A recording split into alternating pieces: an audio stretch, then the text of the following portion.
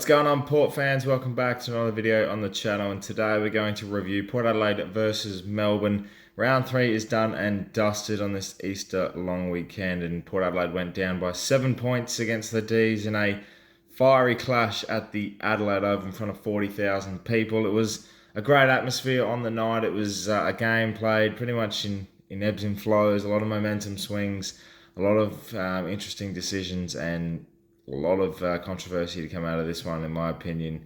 It was disappointing to get the loss, but nonetheless, it's only round 3, so a bit of perspective here to consider in this review. So, without further ado, let's get straight into it and review round 3, Port Adelaide versus Melbourne. Firstly, I'd like to say happy Easter to each and every one of you. I hope it's a great day with you and your family if you're watching this on Easter Sunday.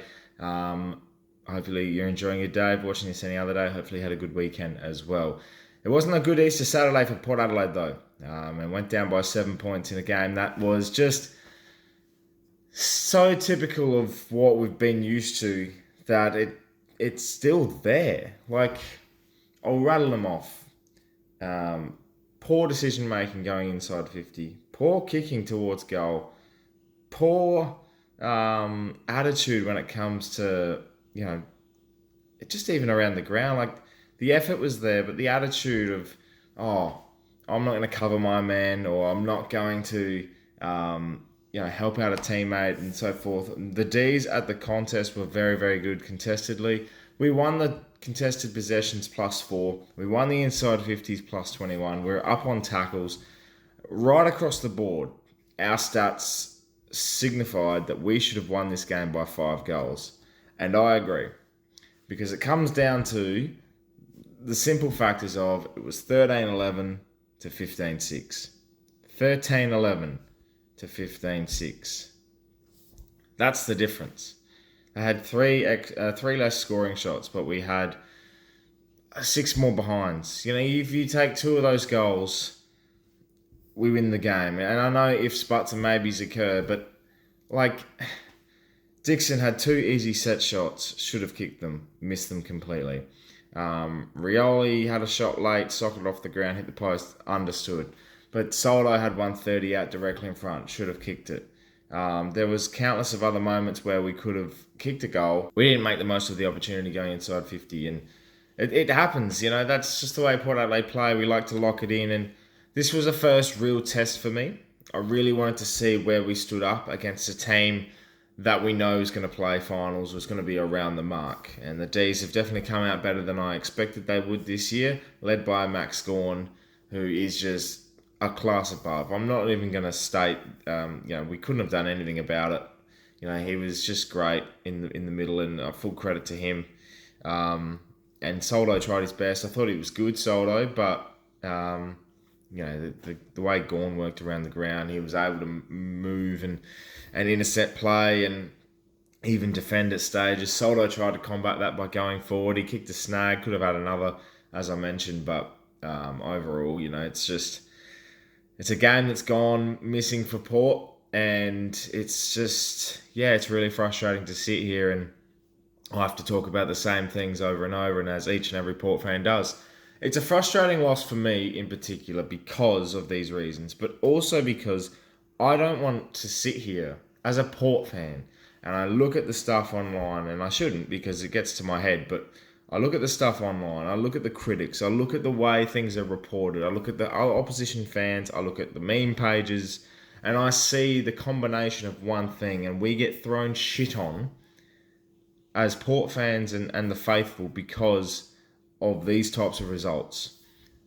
I would once just like, in front of the crowd, at home, to win a game of footy in front of a big crowd against a major opposition who is going to combat finals. That's my most frustrating part. I mean, I can sit here and blame goal kicking, which I will. I can sit here and blame certain decision making. I can sit here and blame the umpires, and I'll get to them in a second. But overall, it's a letdown. It's another letdown. And it's only round 3. And the positive factor is that I come out of this going, we were the better side. We can match it with anyone. Obviously, it's only round 3, and we're going to we're there, we're around the mark. And that's good. That's confidence I can take. But it's not confidence I can take going into the next big game, which is most likely next week against Essendon if we gather round, or the game against Collingwood at the G in a few weeks' time, or St Kilda at home. It's these types of games that I'm pinpointing in the next 3 or 4 weeks going, yeah, I don't know. Can we? And that's the thing. And yeah, I know it's only round 3, but I drove home last night with Mum and I'm just sitting there going, this is just so frustrating. It is so frustrating. And maybe it's finally getting to me. Maybe it's the elder age that I'm getting to. A few years ago I was blindsided because I was only like 22, 23. Now I'm 27, coming 28. Maybe I'm just getting a bit more mature. I don't know. Before I get to the umpires, there's one other factor that really got me annoyed last night. How dumb do our defenders have to be to not man the goal line? Brandon Brown kicked one late in the third quarter that went over the line and no one touched it. It was touchable. It was right there. No one's manning the goal line. What happened to the simple rules as, the ruckman runs down and gets on the goal line, or your biggest defender's on the goal line? Kicks fall short all the time. And don't even get me started on Asava Radagalia's chest mark behind the goal. What are you doing? It's dumb things like this that you sit here and go, well, they're the missing piece, or they're the missing... Why are they dumb?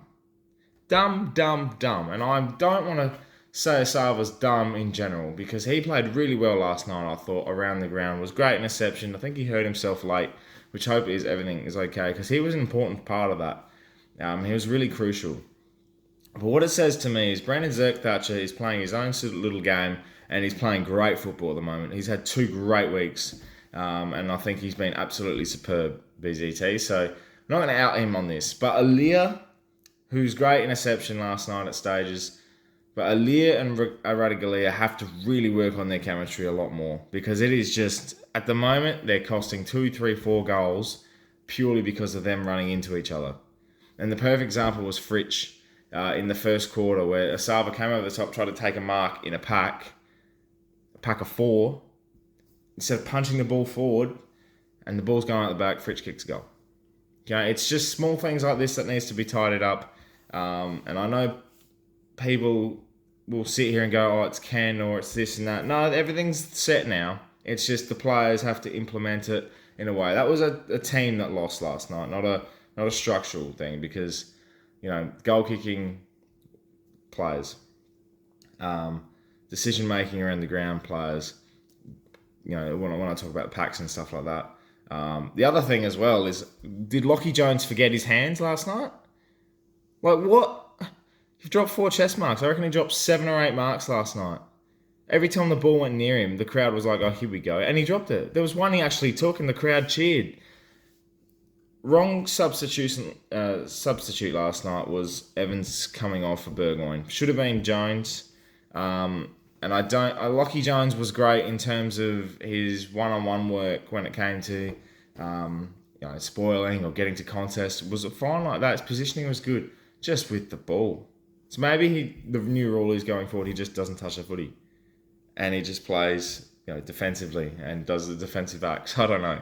But something's got to be fixed there. Lastly, before I sign off, I know this has been a negative review, and I do apologise for that. And I am frustrated. There was a lot of good things from last night. I'll get to them in a second. But the umpiring. Oh my God. That was probably the worst game of umpiring I've seen, I reckon. There was instances where players were literally throwing the footy and not called holding the ball. It was so blatant, the shit umpiring last night. There was one inside our 50 where one of the Melbourne players came out, got tackled, threw the ball out, didn't get called holding the ball, and then 2 seconds later, one of their players gets, I think, a little bit high and gets a free kick. The positioning of the umpiring is terrible. The call from the umpires is terrible. There's 4 of them out there and none of them can get it right. It's just so stupid.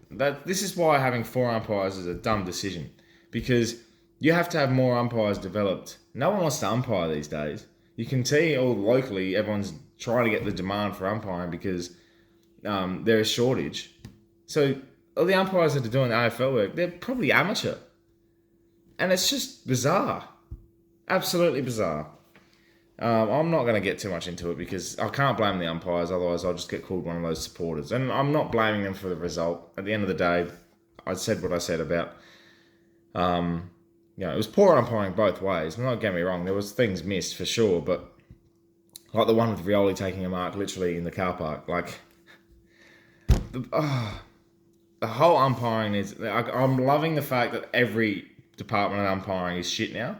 Like field umpiring, boundary umpiring, goal umpiring. We need to review everything. Everything's not out of bounds, and everyone gets a freaking high tackle for not even getting paid high.